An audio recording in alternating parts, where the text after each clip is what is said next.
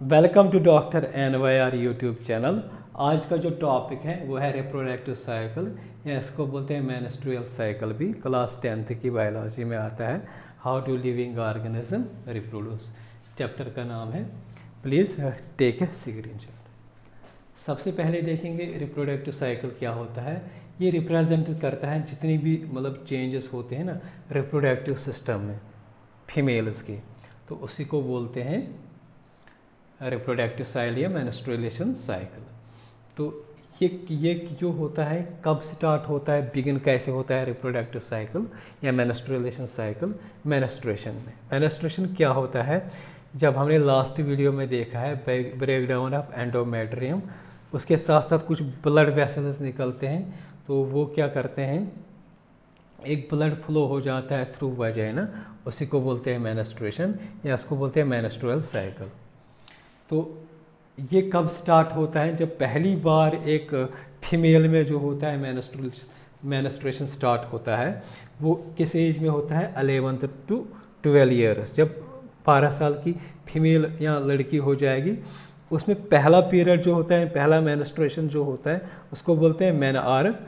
इसके बाद जो वुमेन जो होते हैं आहिस्ता आहिस्ता बढ़ जाती हैं, 40 हो गई, 45 हो गई। उसके बाद जो होता है ना 45 to 50 ईयर के बाद जो होता है ना, मोस्टली इसी एज में जो होते हैं, यहाँ पे जो मेंस्ट्रुएशन साइकिल जो होता है वो बंद होता है। यहाँ पे फिर मेंस्ट्रुअल फ्लो नहीं होता है, उसको बोलते हैं मेनोपॉज। एक होता है मेनआर्क, दूसरा होता है मेनोपॉज। ठीक है ना। मेनोपॉज क्या होता है, जब मेंस्ट्रुएशन साइकिल जो होता है वो स्टॉप हो जाएगा।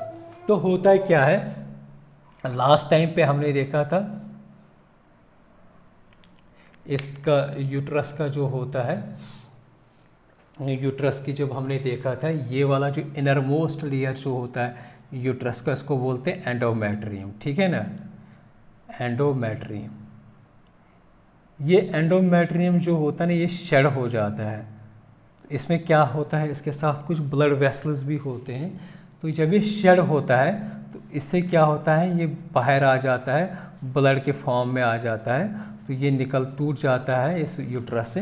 तो उसी को बोलते हैं मेंस्ट्रुएशन, उसी को बोलते हैं पीरियड्स, उसी को बोलते हैं। तो पहली बार जो होता है ये फर्स्ट टाइम को, उसको क्या बोलते हैं, मेनआर्क। जब ये स्टॉप हो जाता है, बूढ़ी वुमेन्स की एज ज़्यादा हो जाते हैं, उसको बोलते हैं मेनोपॉज। अब ये होता क्यों है, क्योंकि यहाँ पे स्पर्म जो होता है ना, यहाँ पे इम्प्लांटेशन होती है। यहाँ पे जो फर्टिलाइजेशन हमने लास्ट टाइम पे पढ़ा है, मैं डिस्क्रिप्शन में उस वीडियो का लिंक दे दूंगा। अगर स्पर्म आ जाता है ना, तब ये एंडोमेट्रियम जो होता है ना शट डाउन नहीं होता है। तो ये तभी होता है जब स्पर्म नहीं होता है। तो पीरियड्स जब होते हैं तब स्पर्म नहीं होता है, जब स्पर्म आता है तभी एंडोमेट्रियम जो होता है ना, ये शट डाउन नहीं होता है, शट ऑफ नहीं, कट नहीं जाता है। इसके बाद एक और टॉपिक है इसमें, रिप्रोडक्टिव हेल्थ। रिप्रोडक्टिव हेल्थ का मतलब क्या होता है, जनरल हेल्थ। ऐसी चीज़ें, एस्पेक्ट्स जो होते हैं जो हमें हेल्प करेगा या एक पर्सन को अच्छा नॉर्मल या सेफ या सेटिस्फाइड लाइफ गुजारने के लिए, उसी को बोलते हैं रिप्रोडक्टिव हेल्थ। इसके साथ हमें पढ़ने में कुछ रिप्रोडक्टिव जो डिजीज़ जो होती है या STDs जो होते हैं, वो हमें यहाँ पे डिस्कस करना होता है। तो सबसे पहले हम पढ़ेंगे STD। STD का फुल फॉर्म होता है सेक्सुअली ट्रांसमिटेड डिजीज़। ऐसी डिजीज़ जो सेक्सुअल कंटैक्ट से होते हैं, दूसरे से नहीं होते हैं, ये सेक्सुअल कंटैक्ट से ही होते हैं, उन्हीं को बोलते हैं STDs सेक्सुअल ट्रांसमिटेड डिजीज़। ये कैसी होती है, कोई इन्फेक्टेड पर्सन होगा ना, कोई इन्फेक्टेड पर्सन होगा, तो वो अगर सेक्सुअल कांटेक्ट बनाएगा नॉर्मल के साथ, सेक्सुअल कांटेक्ट बनाएगा नॉर्मल इंसान के साथ, तो उसको ये हो जाएगा। ये क्यों होते हैं, क्योंकि इनमें बहुत ख़तरनाक ऑर्गेनिज्म, माइक्रो ऑर्गेनिज्म जो होते हैं, ये प्रेजेंट होते हैं उस इन्फेक्टेड पर्सन में। ये कहाँ पे रहते हैं, उस इन्फेक्टेड पर्सन में, या तो वेजाइना में रहेंगे, या यूट्रस में रहेगा, या एनस में रहेगा, माउथ में भी रहता है कभी, तो इन चीज़ों में क्या होता है, ये हार्मफुल मतलब माइक्रो ऑर्गेनिज्म जो होते हैं ये प्रेजेंट होते हैं। जैसे सेक्सुअल कांटेक्ट कर देते हैं तो उससे क्या होता है, डिजीज़ मतलब बहुत सारे डिजीज़ होते हैं एसटीडी के। यहाँ पे हम 3 एग्जाम्पल पढ़ेंगे। एक होता है गोनोरिया, दूसरा आता है सिफिलिस और एड्स। ये 3 डिजीज़ जो होते हैं ना सेक्सुअली ट्रांसमिटेड डिजीज़ के एग्जाम्पल है। तो ये डिजीज़ चांसेस होने के होते हैं जब इन्फेक्टेड पर्सन से सेक्सुअल कांटेक्ट करेंगे। गोनोरिया क्या होता है, ये बैक्टीरियल डिजीज़ होता है। ये किस बैक्टीरिया से होता है, नेसरिया गोनोरिया। तो इसमें क्या होता है, ये यूरोजेनिटल ट्रैक्ट होता है। यूरोजेनिटल ट्रैक्ट क्या होता है, मतलब जो यूरेथ्रा होता है वहाँ पे क्या होता है, यूरेथ्रा एंड जेनिटल ऑर्गन्स जो होते हैं उनमें क्या होता है, उनमें इन्फ्लामेशन होते हैं, सूज जाते हैं। और फिर पेशेंट को क्या होता है, पेशेंट जैसे ही यूरिनेशन करता है, यूरिन करता है, ठीक है ना, उसको क्या होता है, बर्निंग सेंसेशन। उसको क्या होता है, बर्निंग सेंसेशन। तो जब जैसे ही वो बाथरूम जाता है तो उसको उस टाइम पे क्या होता है, बर्निंग सेंसेशन। तो ये मैन जो होते हैं ये कहाँ पे किस चीज़ को मतलब आदमियों में इन्फेक्ट करता है, यूरेटरस में इन्फेक्ट करता है। किडनी से जो निकलता है ना, ये किडनी 2 है, यहाँ से जो आता है 2 उनको बोलते हैं यूरेटरस, ठीक है ना। यहाँ से जो मतलब यूरिन आता है ब्लैडर में जाता है ना, ये पाथ जो होता है ये इनको बोलते हैं यूरेटरस। तो आदमी में यूरेटरस को इन्फेक्ट करता है।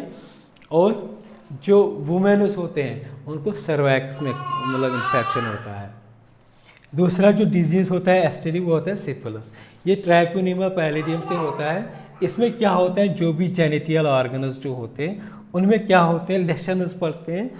फिर क्या होते हैं, बहुत सारी चीज़ें जो होती हैं उसमें फिर पस अगर अच्छे से ट्रीट नहीं किया जाता है तो उसको पस फॉर्मेशन भी हो जाता है। तीसरी डिजीज़ जो एग्जांपल एसटीडी की वो होता है एड्स। एड्स कोई डिजीज़ नहीं है, ये एक ग्रुप होता है। बहुत सारी ग्रुप ऑफ डिजीज़ जो होते हैं उसी को बोलते हैं एड्स, या उसको बोलते हैं सिंड्रोम। सिंड्रोम का मतलब क्या होता है, जब बहुत सारी डिजीज़ इकट्ठे हो जाते हैं इसको बोलते हैं सिंड्रोम। एड्स का फुल फॉर्म होता है acquired immune deficiency syndrome. Syndrome का मतलब होता है बहुत सारी डिजीज़ इकट्ठे हो जाएंगी। किससे होता है, HIV वायरस से, ह्यूमन इम्यून वायरस, ठीक है ना।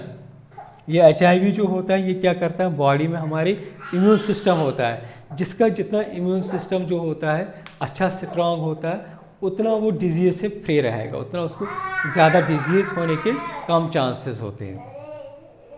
तो अब क्या है, ये इम्यून सिस्टम मतलब कोई बड़ा मतलब चीज़ नहीं होती, ये हमारे बॉडी में सेल्स होते हैं, वही हमें प्रोटेक्ट करते हैं पैथोजेनस से। लेकिन जैसे ये HIV किसी मतलब इंसान में चला जाएगा तो उसको क्या हो जाएगा, वो इम्यून सिस्टम को ही ख़त्म कर देता है। जब इम्यून सिस्टम ही ख़त्म हो जाता है उसके बाद क्या होता है, जो पेशेंट जो होता है उसको हर तरह की बीमारी होते हैं, तो उसी को बोलते हैं सिंड्रोम। तो ये क्या करता है, इस तरीके से जो पेशेंट जो पर्सन जो होता है, पेशेंट जो होता है ये ससेप्टिबल रहता है कोई भी डिजीज़ का। इसके ट्रांसमिशन देखेंगे मतलब किस तरीके से ये एड्स हो जाता है। एक होता है सेक्सुअल कांटेक्ट से, इन्फेक्टेड पर्सन नॉर्मल पर्सन से सेक्सुअल कांटेक्ट करेगा तो उससे भी होता है। दूसरा होता है कोई इन्फेक्टेड ब्लड जो होता है उसको लगाने से भी ये एड्स हो जाती हैं। इन्फेक्टेड नीडल से भी हो जाता है। जो एक मदर जो होती है अगर वो इन्फेक्टेड होगी, एड्स पेशेंट होगी, उसका जो बेबी जो होता है उसको भी होता है, वो किसके थ्रू होता है, प्लेसेंटा के थ्रू।